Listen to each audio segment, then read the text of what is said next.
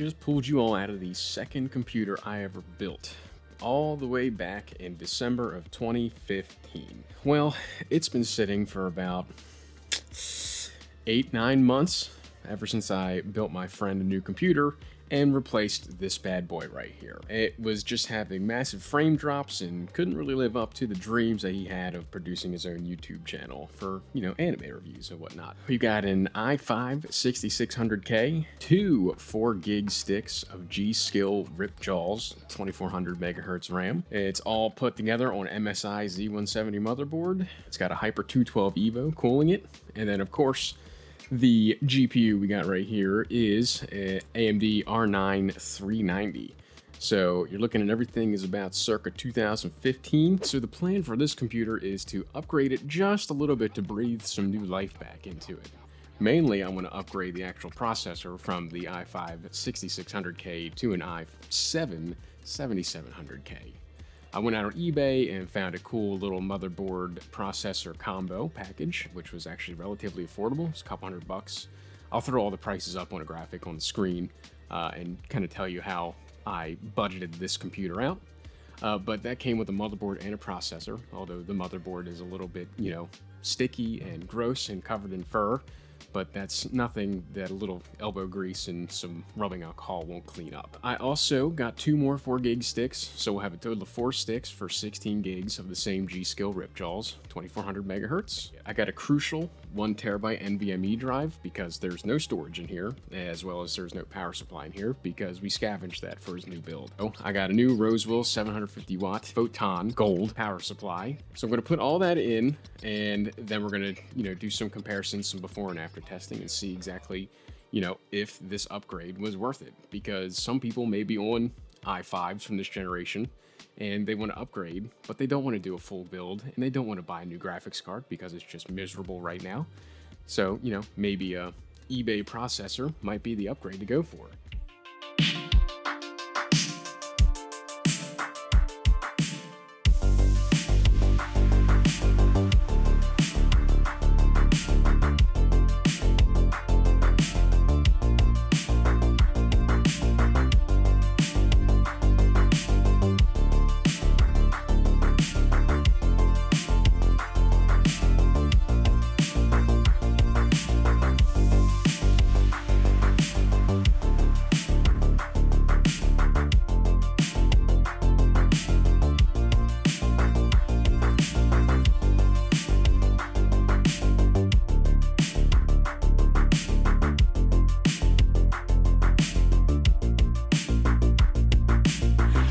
So I plugged everything in, got the M.2 popped on there, and got power ran to everything that should need it. Now's the moment of truth. Let's see if we can get this thing to boot. Yeah, where's the power button? There's no front panel hooked up. Let's just do the old jumperoo here. One eternity later. Oh. Well, what do you know? It works. All right, so now we're just going to skip to the part where everything's installed because this is thrilling. We got it all hooked up, running, Windows installed, all that good stuff, and we got our results from the testing, and some of them were pleasant surprises. Most of them were kind of hard to look at, and some of them were even impossible. We'll start with the good. Warzone, which is in the top left, and I'll have a fancier graph actually to put up on screen for the final comparison. But Warzone in the top left ran 2 tests, averaged 76 and 81 FPS the entire time. Now there were a couple little hiccups where I was dropping quite a bit of frames, but it wasn't unplayable. It was actually a pretty smooth experience, which was shocking because that game was the game that was giving my friend all the problems back when he was using this computer. The second game I tried was Halo Infinite, and this was abysmal.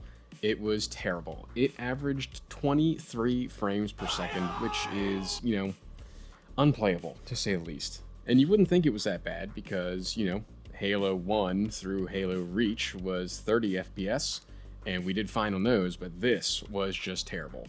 It was one of the worst experiences I've ever had with a Halo game. So I'm hoping that, a hyper-threaded, higher clocked processor should, give it a little extra oomph. Hopefully get us above the 30 FPS mark. Now, I'm running all these games on low settings, 1080p, because that's where I game at normally, because I want the most FPS.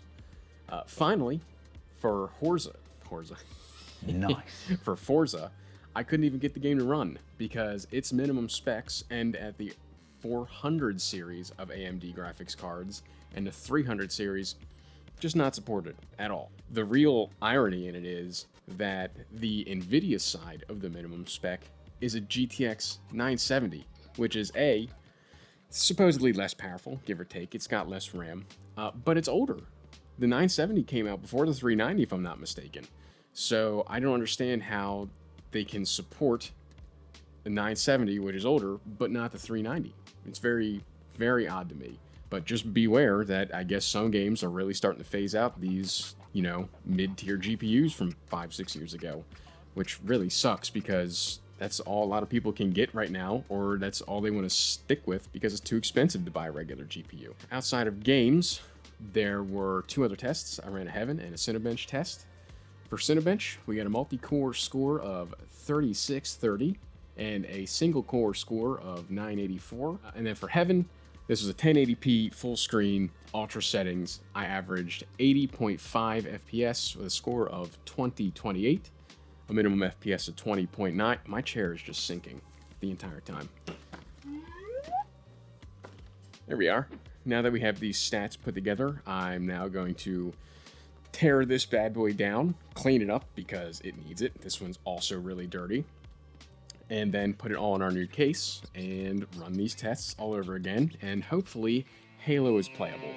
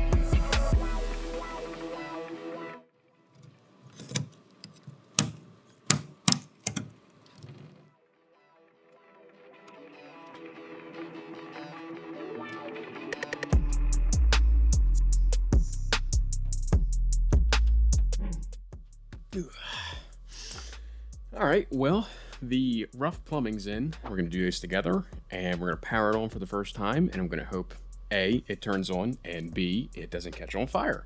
So, here we go. Now let's jump this bad boy. Eventually. Hey, we got there. 16 gigs, i7-7700, and the R9 390. Nice. So now I'm going to shut everything down, unplug the little impromptu wiring I have here, and then I'm just going to do all the wiring around back off camera because that's just not exciting, and I want to get that done as fast as possible because does anyone actually like cable management?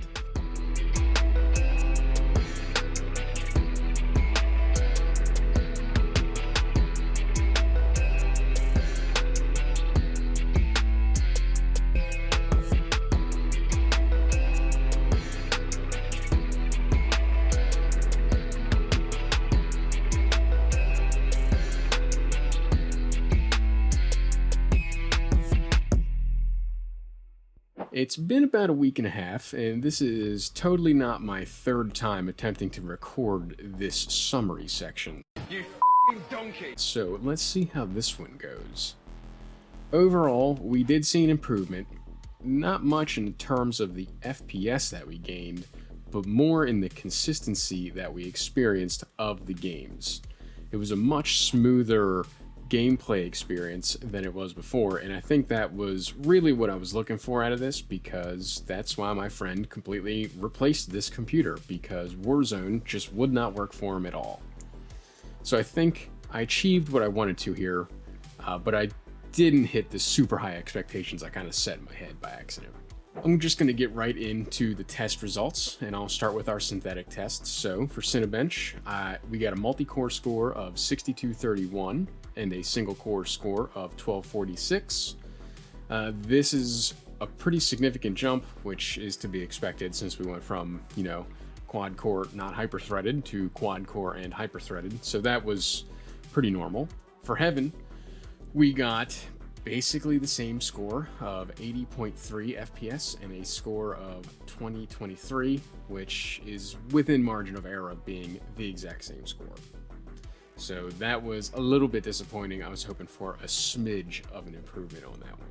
Warzone, we went from 79.27 on the i5 to 83.921, so a whopping 4.7-ish frames per second, which is nice. But once again, it was a consistency thing. The gameplay in this was much smoother of an experience, a much smoother experience than it was before.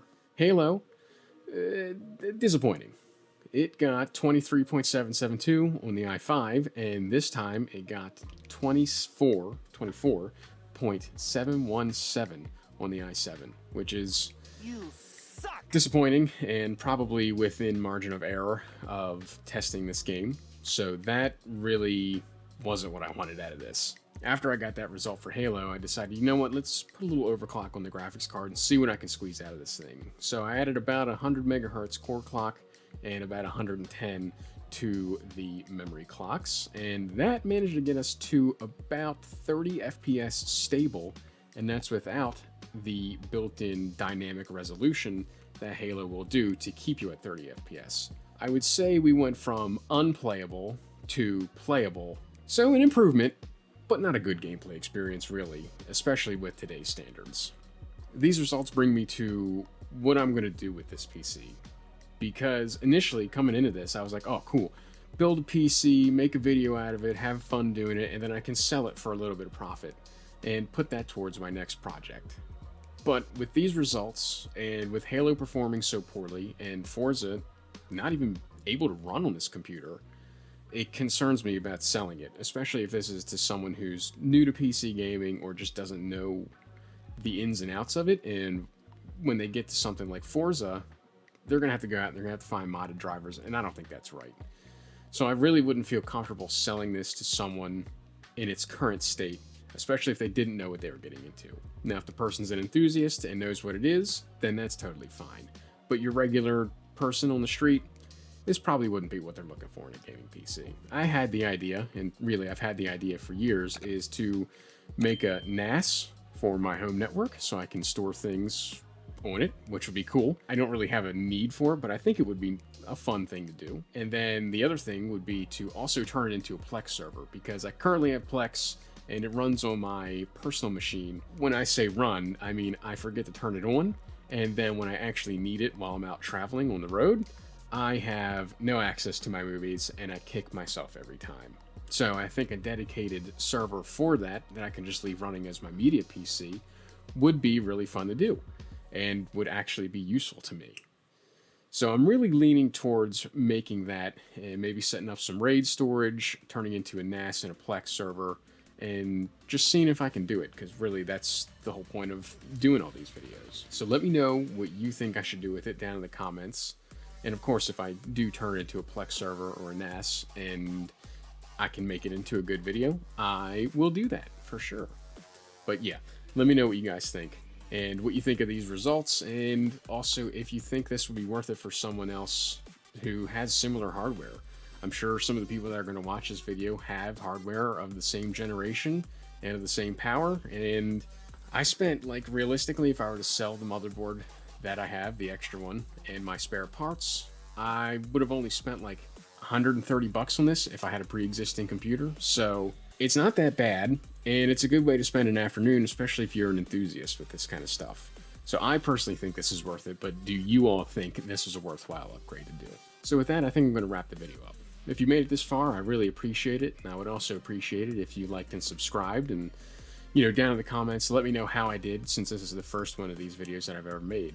I'd like any kind of commentary or criticism or ideas for future videos that you have, because I want to make these consistently, like once a month at least, and I want to make them better. I want to get better at doing this. So please let me know down in the comments what I can improve on or what you liked, and if you have any other ideas.